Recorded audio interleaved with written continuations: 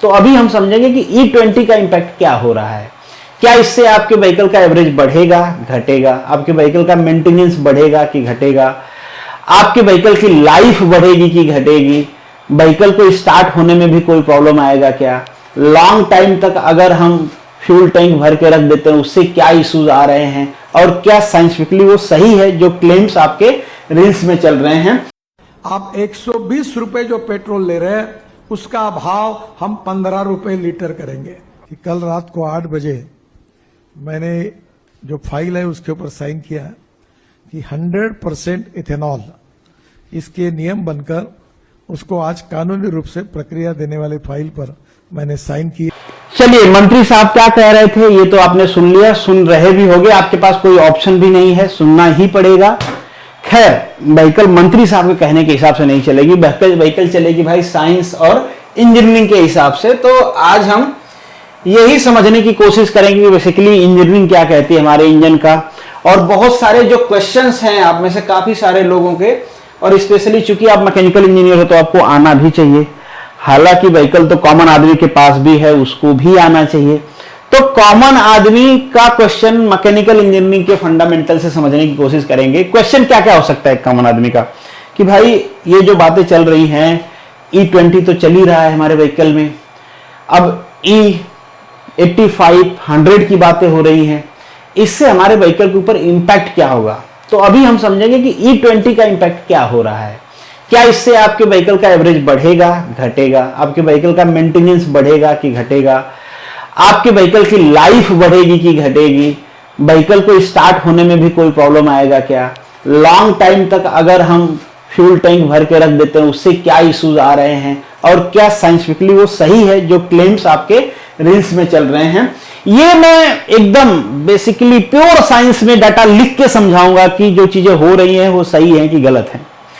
सबसे पहले बात करते हैं एवरेज की, क्योंकि गरीब आदमी को सबसे बड़ी दिक्कत यही है कि भैया पहले ये बताओ हमारा एवरेज घटेगा कि बढ़ेगा। एवरेज घटता बढ़ता कैसे है आपको पता है, जितना एनर्जी प्रोड्यूस होगी उसी एनर्जी को इंजन यूटिलाइज करेगा और उसी के हिसाब से चलेगा। बहुत सिंपल तरीका है। अब पेट्रोल तो सेम ही होता है, पर आप कहोगे कि अलग अलग गाड़ी अलग अलग एवरेज क्यों देती हैं, तो वो डिपेंड करता है कि वो कंपनी ने कितने ऑप्टिमाइज किया हुआ है अपने इंजन को, वहां पे फ्रिक्शन लॉस कितना मिनिमाइज है, कूलिंग लॉस कितना मिनिमाइज है। मैं बता दूं सबसे ज्यादा लॉस होता है कूलिंग में, इंजन से जो हीट निकल रही होती है ना, हमको कूल करना मजबूरी है क्योंकि मटेरियल हमारा खराब हो जाएगा कूल नहीं करेंगे तो अराउंड 40 to 45% तो कूलिंग में चला जाता है, वो हर जगह जाता है। उतना डिटेल में उतना साइंस आपको नहीं समझना है, आप बस ये एज्यूम कर लो भाई सब कुछ ठीक है, एज इट इज है वैसे ही है। पहले ये बताओ कि E25 डाल देंगे तो हमारी गाड़ी का एवरेज घटेगा कि बढ़ेगा। जवाब है कि घटेगा। कितना घटेगा एग्जैक्ट मैं बता दूंगा, क्यों घटेगा पहले वो जान लीजिए। तो देखिए, जो एनर्जी कंटेंट होता है आपके एथेनॉल में वो होता है 21.1 मेगा जूल पर लीटर, और जो आपके पेट्रोल में होता है वो 32 होता है। परसेंटेज की बात करें तो आपका पेट्रोल 34 to 35% ज्यादा एनर्जी कंटेंट करता है। इसका मतलब बहुत सिंपल है कि अगर आपकी व्हीकल 1 लीटर में 100 किलोमीटर जाती है पेट्रोल, प्योर पेट्रोल में, तो E20 में नहीं, प्योर पेट्रोल में, तो अगर 100% एथेनॉल आप डाल देते हो उसी व्हीकल में और वो चलती है तो वो जाएगी 60 से 65 किलोमीटर, मतलब 40 किलोमीटर एवरेज कम आएगा। पर हम यहां पे 100% की बात कर नहीं रहे हैं। अभी हमारे पास जो व्हीकल है वो है E20 कंपैटिबल, E85 की बात हो रही है, E100 की बात हो रही है। E20 में कितना डिफरेंस आएगा, बहुत सिंपल, एकदम प्रैक्टिकल। मान लीजिए आपके पास कोई गाड़ी है जो 1 लीटर पेट्रोल में 20 किलोमीटर पहले चलती थी, 20 किमी। अब अगर उसमें E20 आप डाल देते हो तो वो चलेगी 18 किलोमीटर, मतलब 2 किलोमीटर कम चलेगी। तो एवरेज क्या हो गया, घट गया। तो पहला जो क्लेम है कि एवरेज घट जाता है, ये बात बिल्कुल सही है, साइंटिफिकली प्रूवन है, एनर्जी आपको पता चल रहा है, इंजीनियरिंग भी यही कहती है, साइंस भी यही कहता है, तो बात सही ही होगी। दूसरी बात कि नॉकिंग या फिर इंजन में जो बेसिकली हॉन्ट वाली आवाज आती है वो कम होगी कि ज्यादा होगी, तो वो बेसिकली कम होगी क्योंकि इसका ऑक्टेन नंबर काफी ज्यादा है। क्या है, ऑक्टेन नंबर इसका काफी ज्यादा है एज कंपेरिजन टू पेट्रोल, तो ये कम होगी। मतलब इससे आप कह सकते हो कि जो आपके इंजन की लाइफ है, प्रूवन नहीं है पर कह सकते हो थोड़ा इंप्रूव हो सकती है। ऑक्टेन नंबर कम होता है तो हमारे वॉल पे जो हाई प्रेशर और हाई टेम्परेचर जो वेव होती है वो हिट करती हैं, वो एथेनॉल के केस में कम हिट करेंगे रिलेटिवली। ये बेचारा बर्न ही नहीं होगा, जितना तेजी से पेट्रोल बर्न होगा, जितना वोलेटिलिटी उसकी है उतना वोलेटिलिटी इसकी है ही नहीं। नॉकिंग होती ही क्यों है? क्योंकि प्री इग्निशन हो जाता है।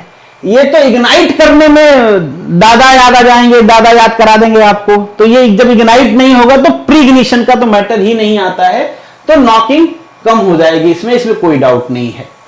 अच्छा, जो हीट ऑफ वेपराइजेशन है ये देख लीजिए बहुत ज्यादा है। किसकी भाई? एथेनॉल की। क्योंकि जो पेट्रोल होता है वो एयर में मिक्स कर देते हैं, ऑटोमाइज हो जाता है, जैसे हीट लेता है इवेपोरेट होता है, बर्निंग स्टार्ट हो जाती है। पर इसका देखो बहुत ज्यादा है, तो इंजन में जो टेम्परेचर चाहिए वो बहुत ज्यादा चाहिए इसको वेपराइज होने के लिए, बहुत ज्यादा हीट कंज्यूम करेगी, तो डिफिकल्टी है बर्निंग होने में। इसीलिए मैंने कहा कि प्री इग्निशन के तो चांसेज ही नहीं है। अब ये जो ऑक्टेन नंबर है, वेपराइजेशन हीट है और फ्लैश पॉइंट है, ये कॉमन आदमी को बहुत ज्यादा इससे मतलब नहीं है, तो लास्ट में मैं आपको समझा दूंगा कि इसका इंपैक्ट क्या है। थोड़ा आगे चलते हैं, जो क्लेम्स चल रहे हैं उसका डिस्कशन करते हैं। वाटर, अब जैसा आप देखे होंगे कि रील्स में चल रहा है कि लोग बोतल में पेट्रोल लेके घूम रहे हैं कि भैया ये देखो E20 फिलअप करवाया था और इसमें अब पानी नजर आ रहा है। या फिर टंकी में अगर आपने E20 बहुत दिन तक फिल करके रख दिया तो क्या इशू हो जाएगा, क्या करोजन होगा, जो आपका पूरा फ्यूल लाइन है, फ्यूल टैंक है, उसमें क्या करोजन के इश्यूज आ रहे हैं, जो आपका फ्यूल पंप है या जो कंप्रेशन सिस्टम है उसमें क्या प्रॉब्लम आएगी। तो जवाब है कि हाँ। क्यों? क्योंकि इसकी वाटर एब्जॉर्प्शन कैपेसिटी जो होती है एथेनॉल की वो बहुत ज्यादा होती है, पेट्रोल की तो ना के बराबर होती है। पेट्रोल में आप कभी वाटर मिक्स कर भी दोगे तो वो एक साइड रहेगा, पेट्रोल इनमिक्सेबल है विथ वाटर, पर एथेनॉल नहीं है। एथेनॉल वही जो विस्की दारू अब बनाते हो ना वही वाला है, उसमें कैसे पानी मिला के आप पी लेते हो, पर पेट्रोल में वो पॉसिबल नहीं है। तो पेट्रोल एयर से कोई भी वाटर एब्जॉर्ब नहीं करता है, पर एथेनॉल को बहुत दिनों तक आप रखते हो तो वो एयर से वाटर एब्जॉर्ब करके, आपने E20 फिलअप करवाया था पर E25 हो जाएगा, E30 भी हो जाएगा, बहुत दिनों तक रखोगे तो E50 भी हो जाएगा। जो बारिश का मौसम होगा जिसमें एयर में मॉइस्चराइजेशन कम होगा तो और ज्यादा वो एब्जॉर्ब कर लेगा, तो E50, और जो नितिन गडकरी जी कह रहे थे कि हम E85 पे चल रहे हैं अब, तो E85 तक ऑटोमेटिकली पहुंच जाएगा, आपको भरवाने की जरूरत नहीं है। मतलब वाटर एब्जॉर्प्शन कैपेसिटी उसकी बहुत ज्यादा होती है। अगर ये वाटर एब्जॉर्ब करता है तो ऑब्वियसली वो वाटर क्या करेगा, वाटर के पास करोजन की शक्ति होती है, तो वो जो आपका फ्यूल टैंक हो गया या फ्यूल टैंक से इंजन तक की जो लाइन हो गई वो करोज होगी, इसमें कोई डाउट नहीं। हाँ, E20 के लिए जो व्हीकल डिजाइन है, अब मुझे नहीं पता कि उसमें कितना इंजीनियरिंग किया गया है, कौन सा मटेरियल यूज किया गया है कि वो करोज ना हो, पर यस जहां पे भी आयरन रहेगा, आयरन का कंटेंट रहेगा, वहां पे करोजन होगा ही।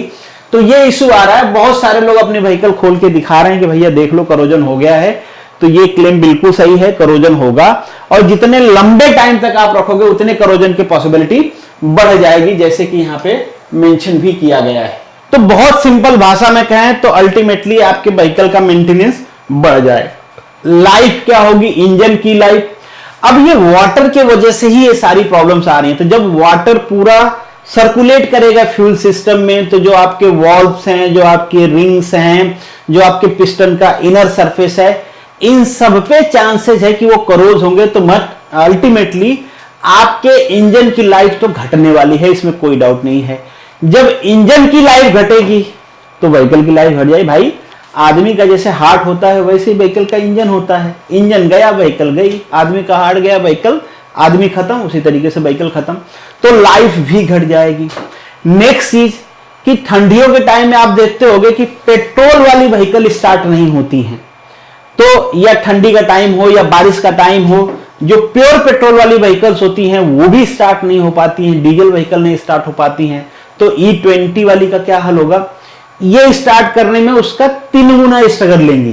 क्यों? क्योंकि इसमें एनर्जी कंटेंट कम है, इसका जो हीट ऑफ वेपराइजेशन है वो बहुत ज्यादा है, जो मैंने दिखाया आपको। आप बोला कि बाद में एक्सप्लेन करूंगा। तो हीट ऑफ वेपराइजेशन बहुत ज्यादा है, मतलब लंबे टाइम तक ये गर्म होगी और इवापोरेट ही नहीं होगी, तो बर्निंग कहां से होगा। और चूंकि हीट कंटेंट बहुत कम है तो इंजन ठंडा रहेगा, और थोड़ा सा बर्न होगा भी तो वो हीट क्या करेगी, जो कूलिंग मतलब कूल है हमारी वॉल्व, उसको गर्म करने में चला जाएगा। तो मतलब ठंडियों के टाइम में, बारिश के टाइम में जितना एथेनॉल का कंटेंट ज्यादा होगा उतना ही मुश्किल होगा व्हीकल को स्टार्ट करना। ये मान के चलो स्टार्ट भी नहीं होंगी अगर एथेनॉल बहुत ज्यादा हो गया तो। हाँ, उसका एक तरीका है जल्दी स्टार्ट करने का कि आप माचिस साथ में लेके चलो और टंकी में माचिस बार दो, तो फटाक करके उसमें आग लग सकती है और उस केस में आपकी गाड़ी चल पड़ेगी। एक फायदा और है कि इसका प्रोडक्शन रिन्यूएबल सोर्सेज से आ रहा है, तो रिन्यूएबल सोर्सेज ऐसे हैं कि जिसको हम उगा सकते हैं, तो एनवायरमेंट का लॉस थोड़ा सा कम होगा। पर दूसरा इसका नुकसान, जो हमने पानी वाला डिस्कशन किया कि भाई इसके प्रोडक्शन के लिए पानी बहुत चाहिए, तो बड़ा मुश्किल है कि इसका प्रोडक्शन कर पाए। और स्पेशली ये ऐसे क्रॉप्स से भी पैदा होता है, गन्ना से, राइस से, मक्का से, जिनको अपने आप में बहुत ज्यादा पानी चाहिए, तो उनको उगाना फिर वहां से एथेनॉल बनाना थोड़ा सा मुश्किल है। पर ठीक है, सरकार इसको पुश कर रही है। अब सरकार जब इसको धक्का दे रही है तो मना करने का रिस्क कौन लेगा? नितिन गडकरी साहब जबरदस्ती कंपनी वालों को पकड़ लेते हैं कि भैया तुम बताओ सही है। अब कंपनी वाले को बिजनेस करना है, वो कहां से कहेगा भैया खराब है? कहेगा खराब है तो चलो भैया कंपनी वाले बोरिया बिस्तर बांधो और निकलो यहां से। तो अल्टीमेटली अभी तक तो जो साइंस है वो यही कह रहा है कि ये व्हीकल के लिए कंपैटिबल नहीं है, चाहे उसका एवरेज हो, चाहे उसका मेंटेनेंस हो, चाहे उसका लाइफ हो, चाहे उसके स्टार्टिंग हो, चाहे उसका कॉस्ट हो। किसी भी डायरेक्शन से ethanol is not good for the vehicle. फिर भी गवर्नमेंट इसको क्यों पुश कर रही है, आई डोंट नो। आपको अगर आइडिया लग गया होगा तो कमेंट बॉक्स में लिख देना। बाकी अगर आपकी व्हीकल एथेनॉल कंपैटिबल नहीं है तो प्योर फ्यूल ही भरवाइए। हालांकि गवर्नमेंट कुछ दिन में प्योर फ्यूल शायद बेचना बंद भी कर दे, या जो पेट्रोल स्टेशन हैं वो खुद ही से एथेनॉल मिक्स कर रहे हैं। उनको 20% क्या कह रहे हैं, भैया सस्ता मिल रहा है, गन्ने का जूस डालो, 25% और डाल दो। अगर आप नई व्हीकल लेने जा रहे हो तो इस बात का ध्यान रखो कि एथेनॉल कंपैटिबल व्हीकल लो, और एथेनॉल कंपैटिबल ले भी लिया है फिर भी कोशिश करो कि प्योर पेट्रोल पे ही उसको चलाओ, या फिर सीएनजी लगा लो, वो ज्यादा बेटर ऑप्शन है। और मैं तो रिकमेंड करूंगा कि पेट्रोल वाली व्हीकल खरीदो ही मत, सरकार की बुरी नजर है उस पर, आप सीएनजी वाली ही लिया करो, सीएनजी पे ही चलाओ, वो ज्यादा बेटर ऑप्शन है। बाकी चॉइस इज योर। कोई डाउट तो कमेंट बॉक्स में लिखिए। मिलेंगे नेक्स्ट वीडियो में, तब तक के लिए all the best, good luck and जय हिंद। और यहाँ पे कुछ सिंपल क्वेश्चन हैं जो आपको अटेम्प्ट करने हैं। इसका तो खैर आंसर भी दिया है, इसका भी आंसर दिया है, डिस्कशन भी हुआ है। ये 2 आसान से क्वेश्चन हैं, ये आपको करने हैं।